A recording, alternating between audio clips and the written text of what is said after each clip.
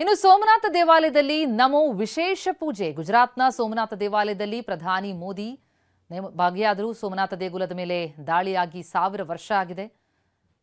ಮೊಹಮ್ಮದ್ ಗಜ್ನಿ ದಾಳಿಗೆ 1000 ವರ್ಷ ಪೂರ್ಣ ಆಗಿರುವಂಥದ್ದು. ದೇಗುಲಕ್ಕೆ 1000 ವರ್ಷ ಆದ ಹಿನ್ನೆಲೆ ವಿಶೇಷ ಕಾರ್ಯಕ್ರಮ. ದೇವಾಲಯದಲ್ಲಿ ಪ್ರಮುಖ ಸಾಂಸ್ಕೃತಿಕ ಕಾರ್ಯಕ್ರಮ ಕೂಡ ನಡೀತಾ ಇದೆ. ಸೋಮನಾಥ ಸ್ವಾಭಿಮಾನ ಪರ್ವ ಹೆಸರಿನ ಕಾರ್ಯಕ್ರಮದಲ್ಲಿ ಪ್ರಧಾನಿ ಭಾಗಿಯಾದರು. ಆಧ್ಯಾತ್ಮಿಕ ಕಾರ್ಯಕ್ರಮದಲ್ಲಿ ಮೋದಿ ಭಾಗಿಯಾದರು.